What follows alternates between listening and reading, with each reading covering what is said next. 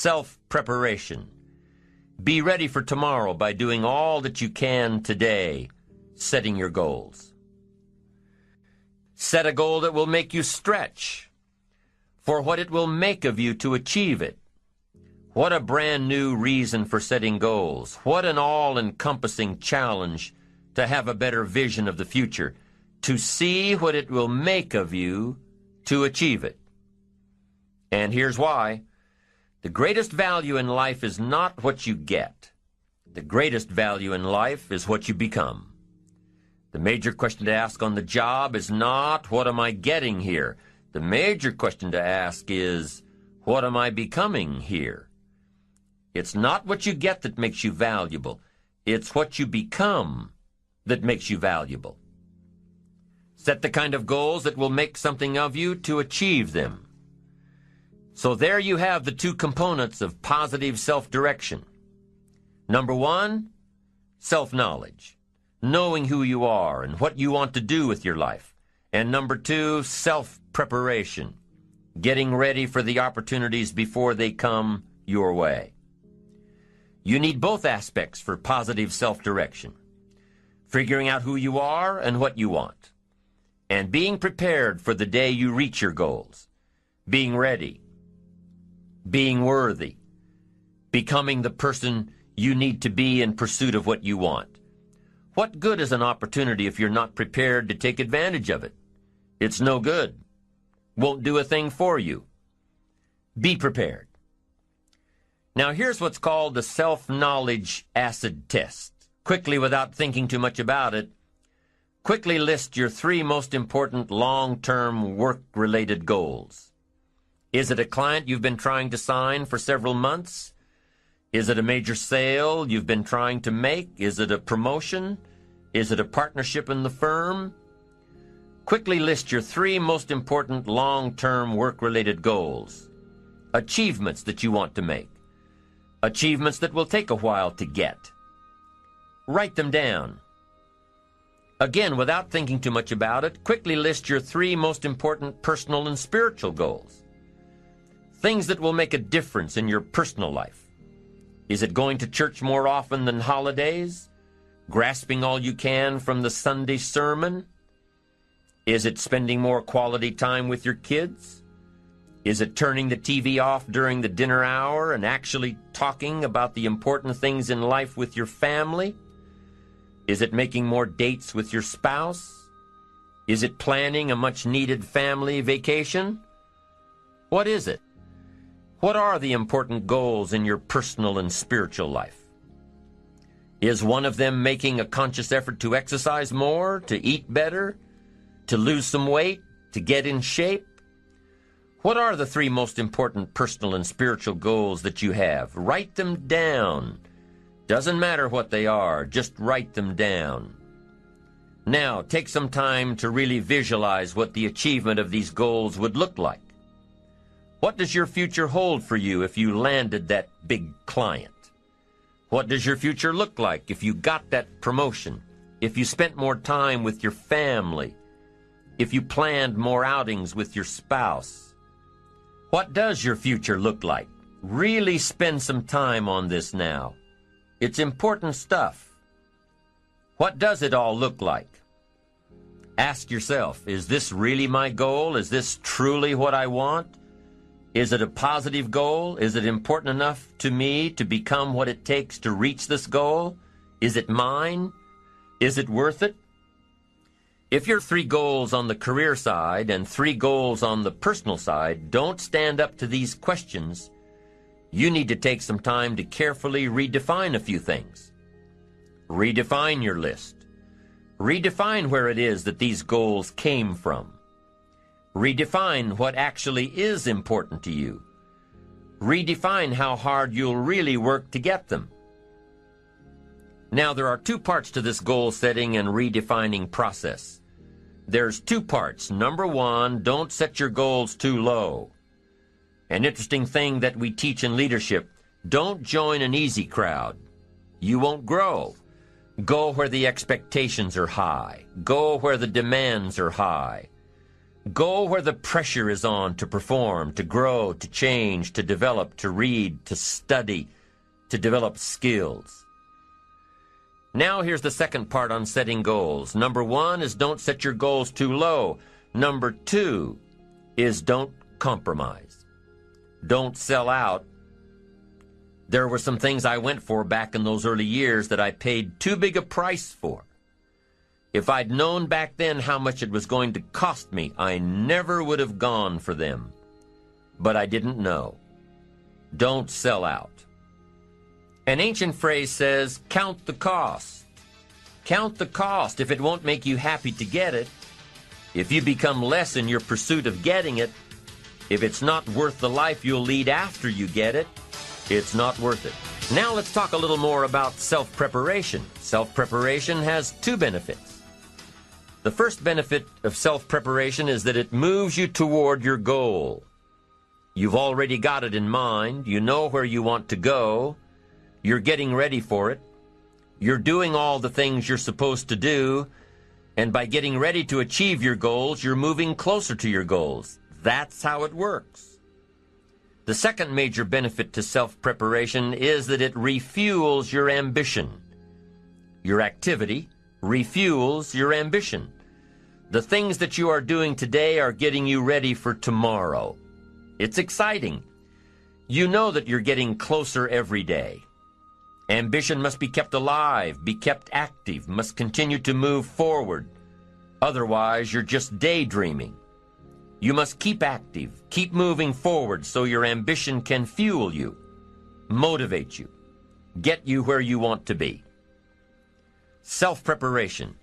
The benefits are, number 1, it moves you toward your goals, and number 2, it refuels your ambition. Be prepared. Get ready. This method of self-preparation involves 3 steps. Step 1.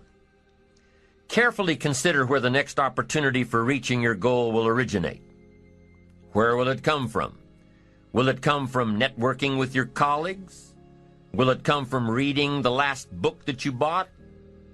The book that's still sitting on your shelf waiting to give you some answers? Will it come from you taking the time to think it out? Where will it come from?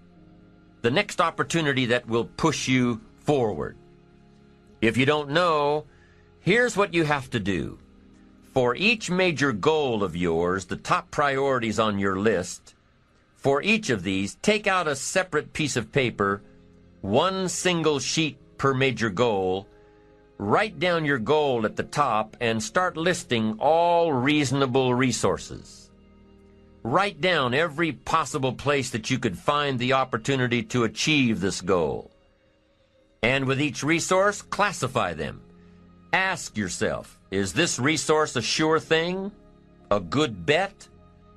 About even chances? Unlikely? A long shot? Ask yourself these questions and classify all of the resources you have written down. That's the first step. The second step in this method of self-preparation is to make sure you know what you need to do to be prepared for your opportunities. Take your sure things first. Figure out what you need to do to be prepared when they happen. Break down your preparation into concrete steps. Make sure that you know exactly what you have to do to take advantage of the opportunity when it comes your way. Let's say that one of the top priorities on your career list of goals is to get this new client. Let's take it 1 step further to say that on your resource list for this goal is to have a lunch meeting with a friend who just happens to be the mentor of the client you're going after. Is this friend of yours a sure bet on your resource list? Well, let's say he is.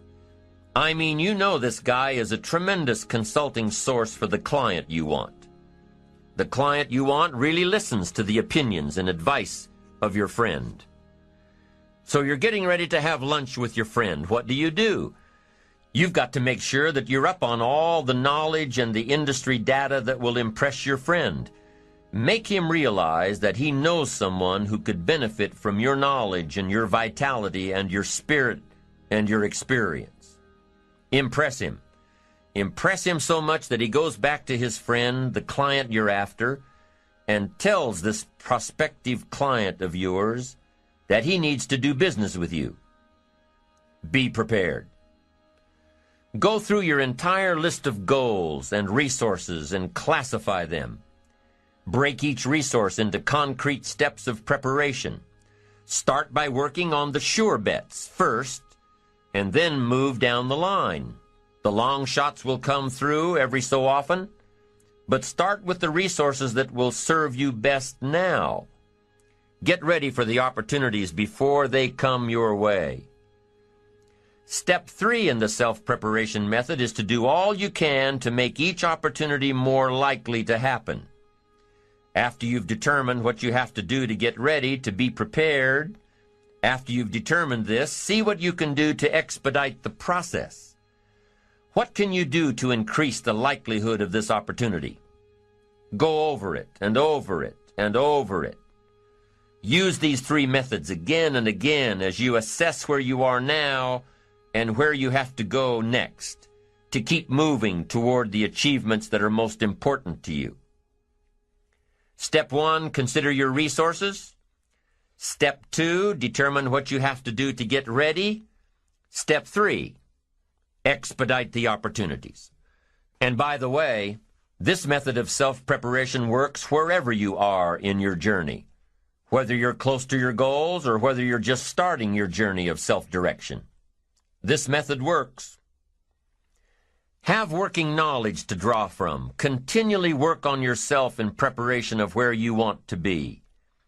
Build a reservoir of thoughts and ideas and philosophies and experiences that are your own.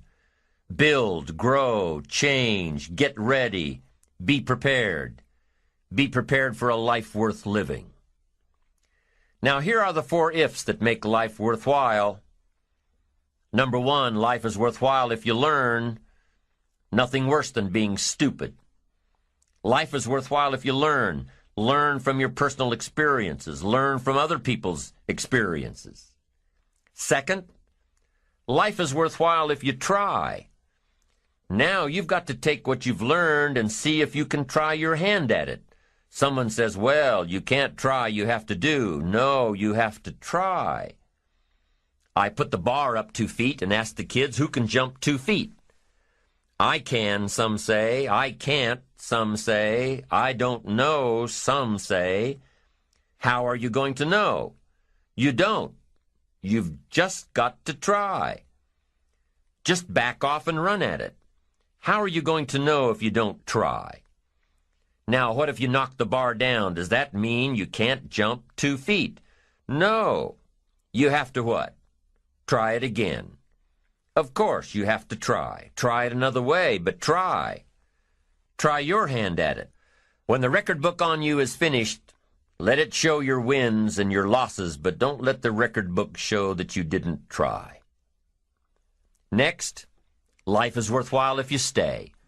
You've got to learn to stay. Now, you don't have to stay forever. Just stay till you see it through. A guy builds a foundation, and then he wanders off somewhere and builds another foundation. He's got these foundations scattered all across the country. I mean, no walls, no roofs, just a bunch of foundations. Not a good reputation.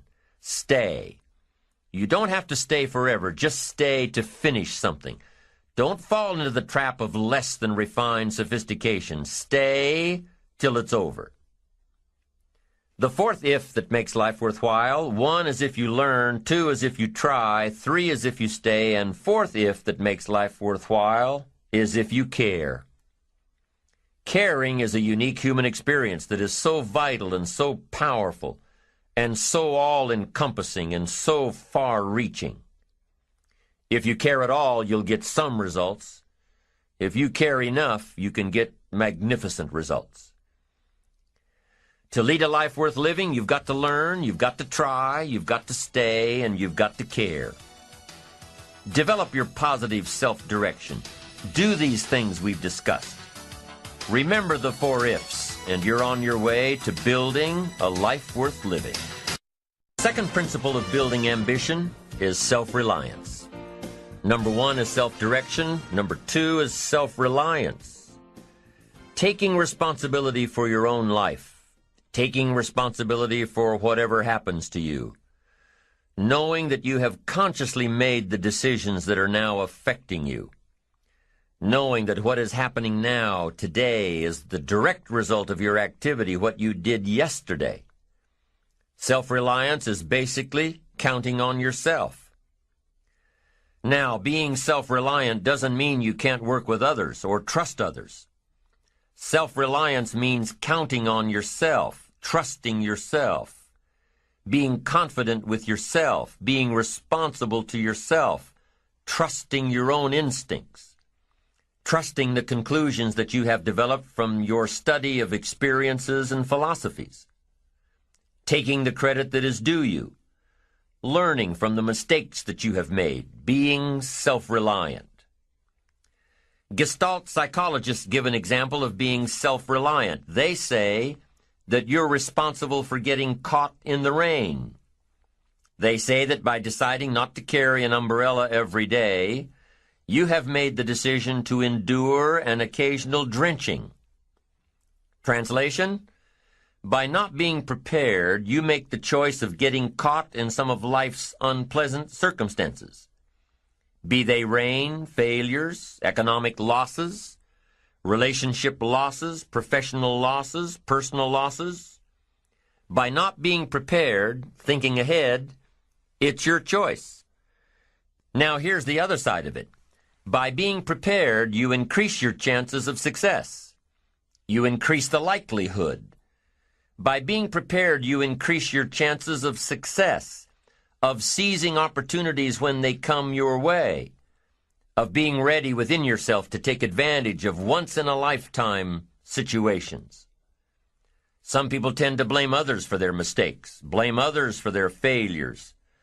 Somebody says, it's not my fault the report isn't done, so-and-so didn't do their part. Of course it's your fault.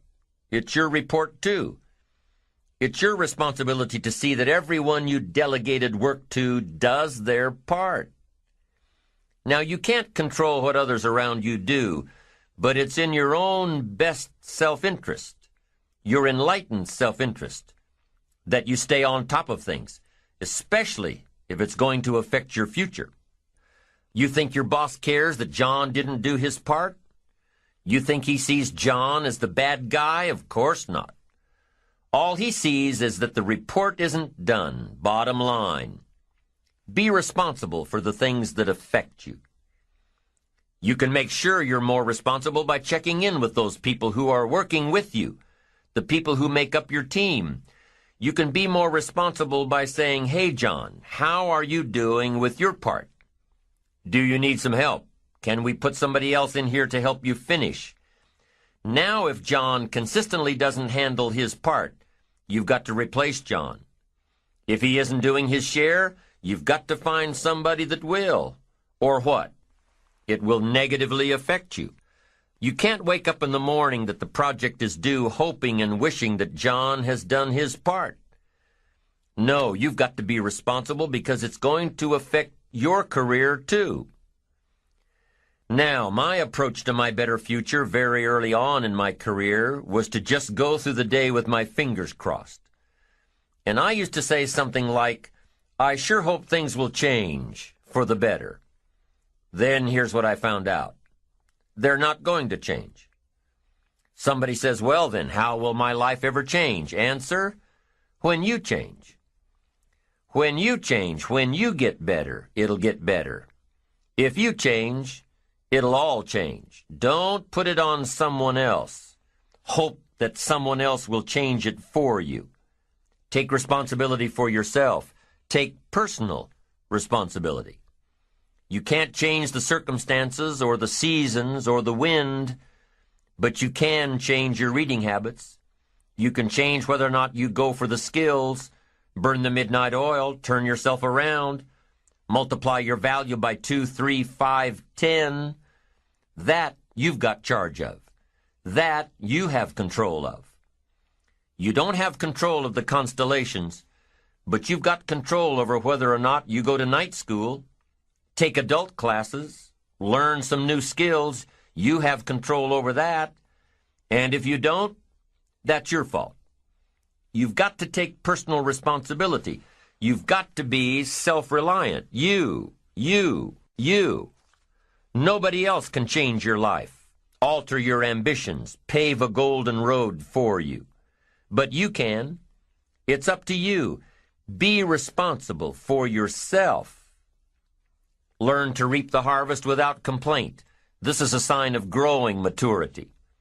And here's where it comes from: taking full responsibility. Take full responsibility for everything you do. Be responsible to yourself. It's your crop. Whatever your paycheck is, take full responsibility. You say, well, it's my employer. No, it's not your employer. You can become twice as valuable, 3 times as valuable. Burn the midnight oil, learn some more skills, bring more value to the marketplace. I'm telling you, whatever your harvest is, take it without complaint. Take it without blaming others. Self-preparation leads to control over your life. We discussed this in the last session.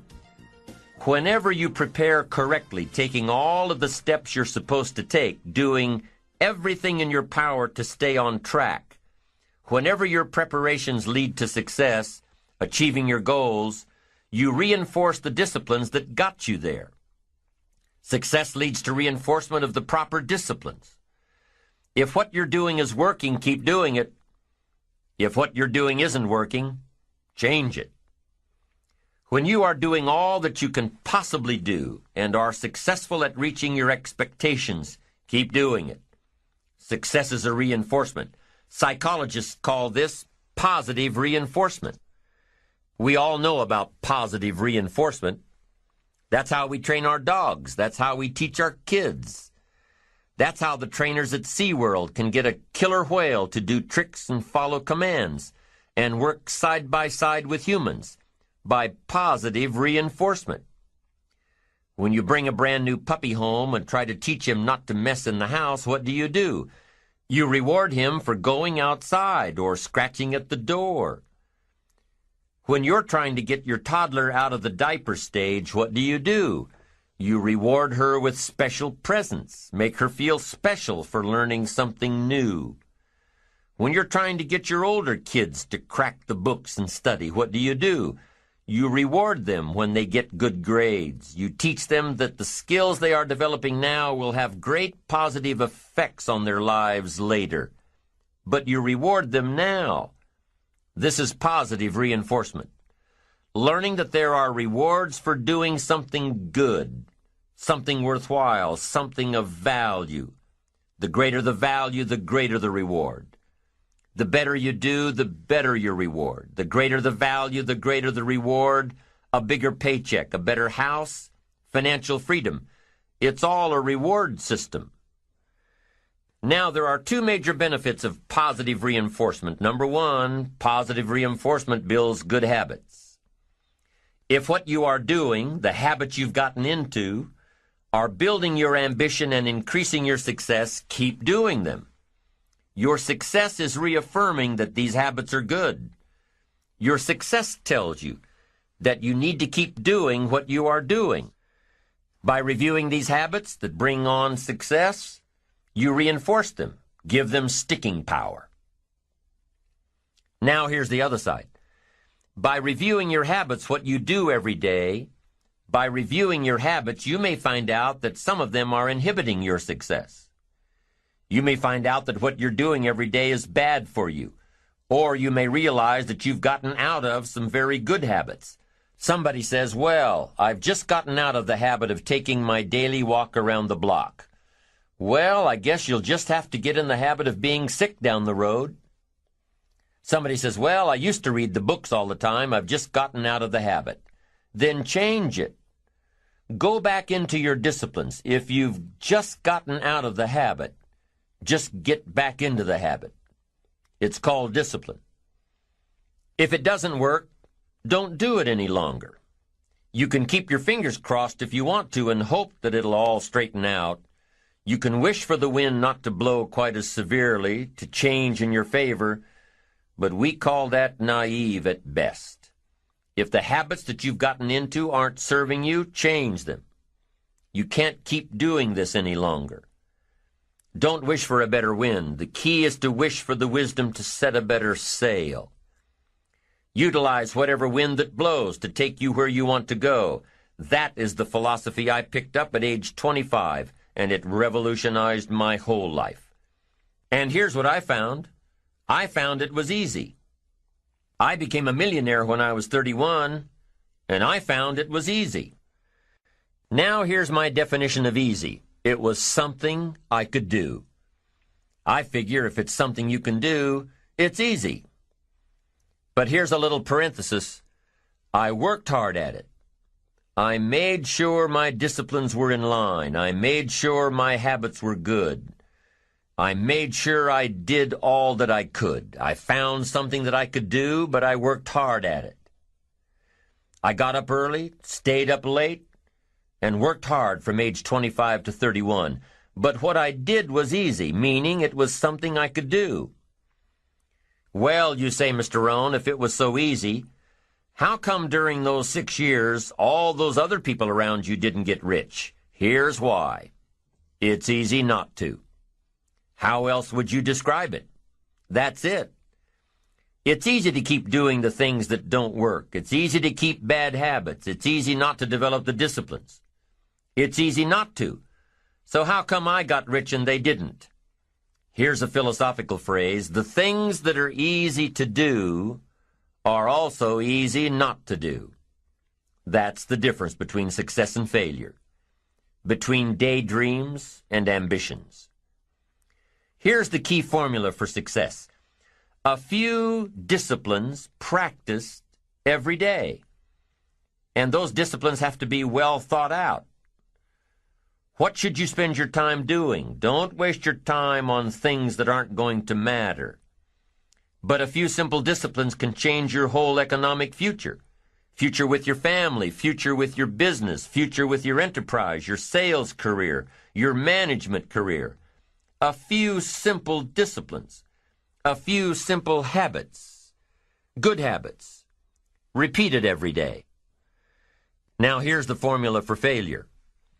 Errors in judgment, repeated every day. All you've got to do is to have a few errors in your judgment and repeat them every day.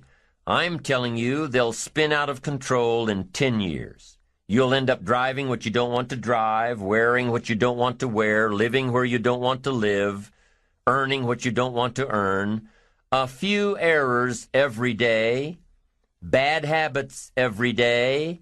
It's disastrous. Now here's why it's easy to repeat an error in judgment. Because failure doesn't fall at the end of the first day. Bad habits don't show their horrible results at the end of the first day, or the first week, or the first month. It's easy to get faked out. If disaster fell on us at the end of the first week, we'd change our philosophy. But it's so subtle. Errors in judgment, bad habits. They're so subtle, they get you a little off course, a little off course, a little off course. You keep drifting off course, and all of a sudden you're caught. So you've got the choice right now of one of two easies, easy to do or easy not to do. I can give you in one sentence how I got rich by the time I was 31. I did not neglect to do the easy things I could do for 6 years. I did not neglect. That's the key. I found something easy I could do that led to fortune, and I did not neglect to do it.